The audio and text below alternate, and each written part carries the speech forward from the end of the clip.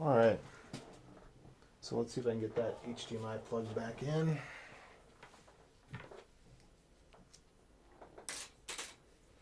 Oops. And let's see.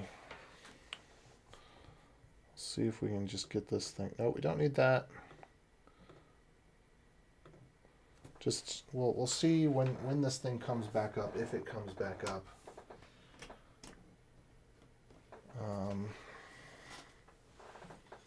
Let's see. I want to unplug that actually. Good. And then plug it back in. All right, so I've got my new M1 Max right here at select your country. So I'm going to go ahead and select my country, and I don't have any cognitive disabilities. And I'm going to set my Wi-Fi real quick. Just 1 second while I type.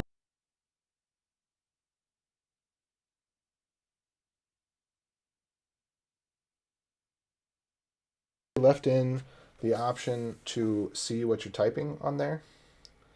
But anyway. Okay, data and privacy. Every Apple product is designed to minimize collection of your data. I don't know if I believe that at all. Okay, here we are. Migration Assistant. This thing is absolutely phantasmagorical. Let's see if we can get a close-up on this. Last time I used this, my mind was blown, and I expect my mind to be blown again. And if my mind isn't blown again, well, then I just won't be as happy as I was when my mind was blown. Whoop.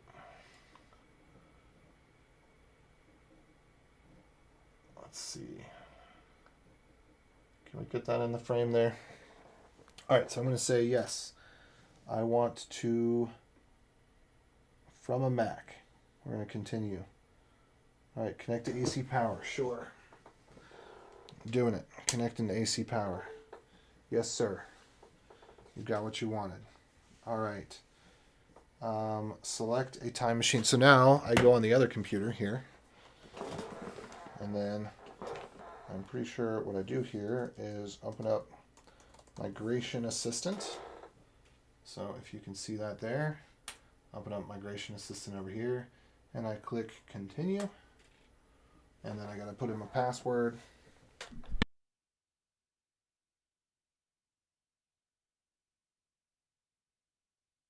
All right. And then it should be on the go in just a minute. And it's going to transfer all 400 gigs. So this might take a while. Let's see. Oh, okay. It says it can't connect to Apple ID because of a problem. Okay. That must be done. So it says, gives me the option to transfer to another Mac, which I will do. And continue. Connect to AC power. Strongly recommended. I don't care. This has got full battery. So I'm not really going to worry about it. Yep. So over here now we can select Boomer. And we're going to click continue. Boom, there we go. And then making sure that the number matches. Yep, number matches. So I'm going to click on continue. And continue. Again, this one's nothing too crazy. It's pretty straightforward here. All right, looking for applications, blah, blah, blah. Oh, cool. And it's going to do a peer-to-peer connection on this. So I don't know if you can, you probably can't read that because I think I need to move this back a little bit for it to come into focus a little better. Plus with the lighting and the glare and all that, it just has a really hard time focusing on the glass. But it says current connection peer-to-peer.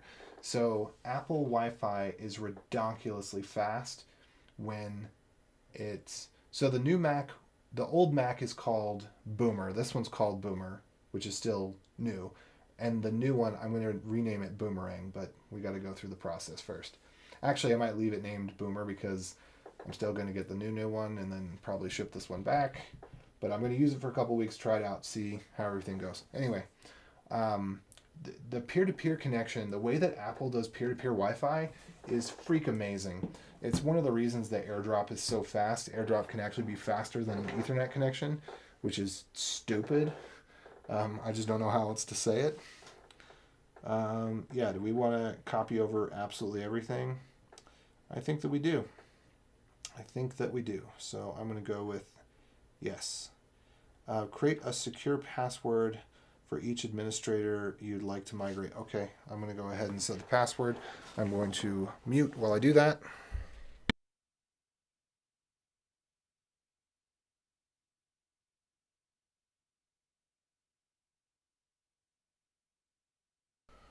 All right. And then we're going to click on the continue here. And there we go. So I imagine that this is going to take a couple hours. And, well, we'll see. We'll see. I don't know how the two things are right next to each other. Do you read it out loud? Do I read what out loud?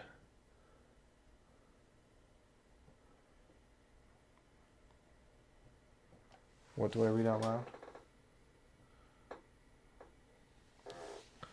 I don't know what I don't know what you're asking. Do I read it out loud? But anyway, so this never did. Oh no, the reason I mute when I type a password is because you can tell from the sound that a keyboard makes what a person is typing. So, oh, hopefully, let's see. I was off camera when I did this, wasn't I? Yeah, hopefully I didn't type my password on the camera. If I did, oops. Let me know if I did that. I don't think I did. I think I took it off camera. But yeah, so you can, so the CIA would definitely be an organization that has this type of software. I think it's pretty readily available off the shelf. I don't think you have to be a government agency to get it. But it's not just a science fiction thing. It's a real deal where you can, from the sound, if you listen to samples of a person typing on a keyboard, you can tell what keyboard layout they're using, if it's English, if it's Russian, whatever. You can tell by the cadence of the way their fingers move, and you can reconstruct from sound exactly what they're typing. Think of it like a touch-tone phone. You know, with a touch-tone phone, every button you press makes a different sound. So even if you don't see it or you don't know what the number is, you can reconstruct it. It's the same way. Every key is a little bit further away from the microphone than the other keys. So it'll be a little softer, a little louder, plus the way that you type with your fingers, it'll be a little more damp or a little more rough. So the software would need to analyze you typing on a keyboard, but since I'm typing on a keyboard the whole time, any software would be able to, that does this sort of thing, would be able to get enough samples of me to know exactly what I'm typing on any given keyboard. So I try to do that off camera just because one day they're going to get me anyway. It's already over. I've already lost, but I try to play pretend, you know? There we go. So, it says it's preparing to transfer. I guess because this is probably going to take all night, I probably should actually plug that into power. Let me see if I've got something down here for the other Mac. I'll be right back up. And then I'm going to jump off.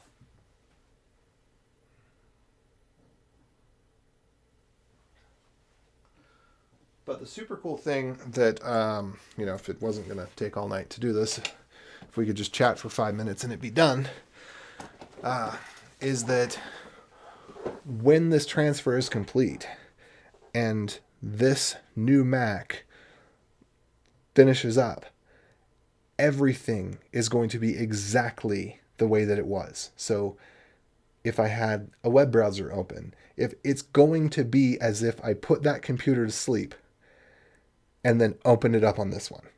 That's how good Migration Assistant is these days. Yeah. So I completely wiped this, and everything that I did in the video is essentially exploratory only, because I'm going to have the one thing that's going to be different, that's going to affect things like stored passwords. It won't affect Apple Keychain stored passwords, but it will affect, say, if I was using Chrome, it would affect stored passwords. Most programs that use user level security keys will use the machine ID as part of the encryption mechanism. And so if you do a perfect transfer from one system to another, the CPU die is going to have a different serial number. And so when it goes to read the CPU die serial number, or whatever it is that it uses to generate the machine ID, and this is across the board, Windows, Mac, Linux, it is going to come up with a different answer. So if you perfectly copy something, it still won't work. And I've used this to create software that when it's initialized on a computer, intentionally, it cannot be copied to another computer. An administrator, an IT administrator for the organization needs to reinstall, or not necessarily needs to reinstall that software, but needs to approve the reinstallation of that software, needs to reissue that person's key or token, essentially. But yeah, everything will be copied over. And I'm just going to unplug the HDMI now because it's pretty apparent to me that nothing's going to happen with that. What we could do, though, I mean, since I'm here and I've got all this stuff going, let's see, what did I title this stream? This was using Migration Assistant to transfer. So I could see how quickly I can run through that same process that we just did again. But this time, well, there's a couple things I want to do. I actually do want to upgrade this computer that's doing the recording. But also, let's see if this will open up here. Oh, and I need to get this one.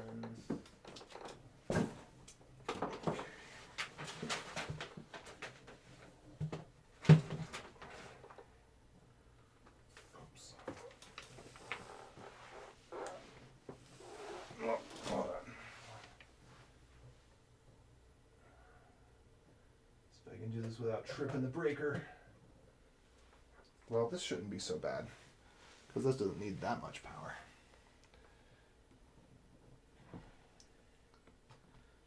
Okay. I'm going to put this one here. I'm going to put this one here. These are both plugged in to power, and they're doing their peer-to-peer Wi-Fi transfer, Bob. I'm going to leave them actually facing up just so that their antennas are... Well, let's see. Maybe I move this one over here. Sorry, I'm going to move this one again. But I've got my 2015 to set up still.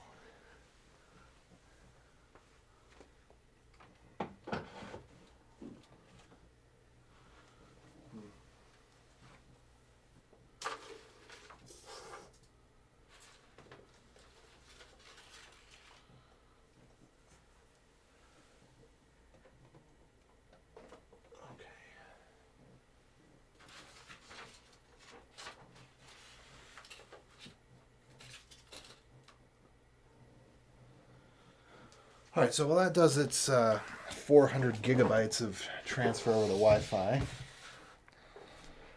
let me see if I can boot this bad boy up.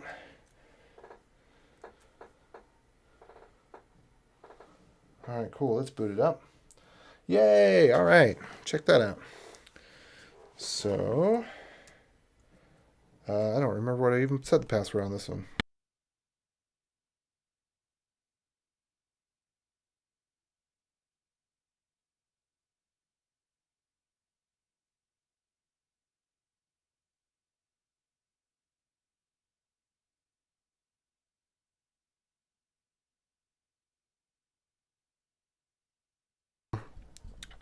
Now my 2015 is up, and I'm going to do the little mirror display trick here.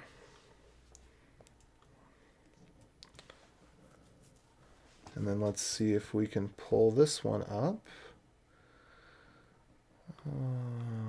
There we go. And let's see, optimize for that. No, I don't want to do that one. All right, can we change this again? Well, that's interesting.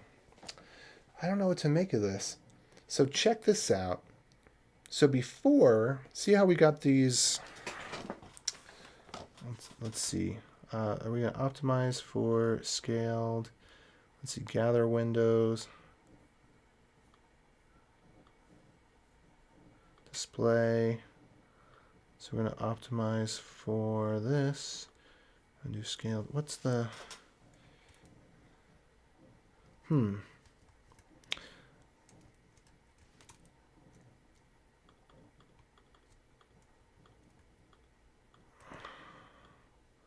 trying to get it to go back to showing me. Do I have to hold Shift?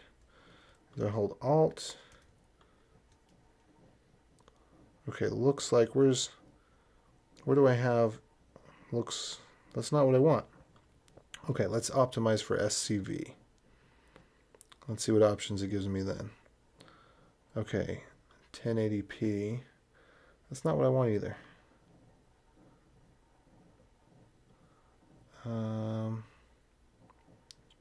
720p? Will this work? Let me try switching this over to 720p and see how it likes it. Sorry, I'll take a look at that in just a second. All right, cool. So here's 720p. No, I don't want to do that actually.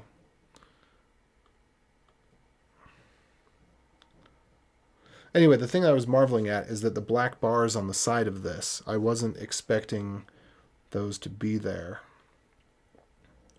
because they were, I guess, masked out or something. It's probably because it's the XDR display, but they were masked out from the other one without actually having done anything to mask them out. All right, are you copying? I heard of a concept called using dot file instead of Mac. Are you using something like that? So there is, yeah, I use dot files, but I don't clone a dot file directory. I don't use that much of that type of configuration, I guess I'd say. Okay.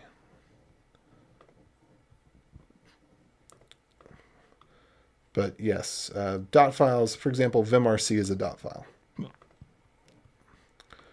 Okay, so can we just crop the left and right of this?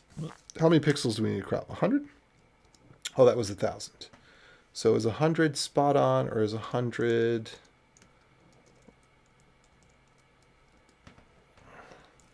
Let's see. Let's do 70.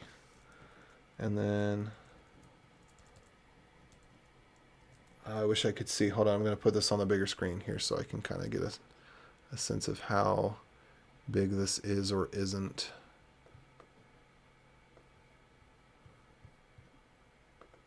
Okay. Okay, I got to zoom in even a little more on this. Whoops. How many pixels can I eat? Oops. Looks like 100 might be the right amount. Or 96? I don't know. Let's say it's 96 of each. That looks about right. Okay, cool. And by the way, that transfer is zippity-doo-dying along. It says it's going to take about 29 minutes to transfer a lot of files. 500,000 or so. That seems a little low. But that's what it's telling me. So that's what I'm going to believe. All right, let me see if I can open this up a little bigger. Actually, you know, I'm going to try switching over. I had another profile where there we go. Take a look at that. Nice. Let's just use this profile. Okay, cool. All right, so here I am back on this one. Now this, I would not use Migration Assistant on. Okay, looks good.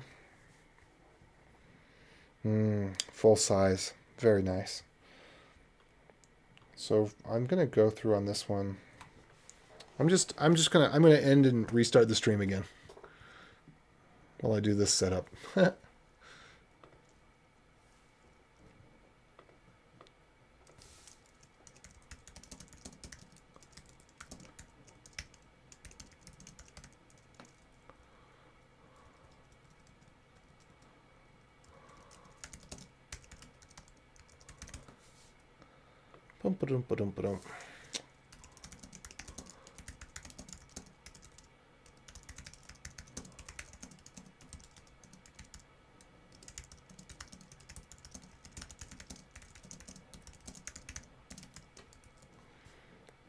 Okay.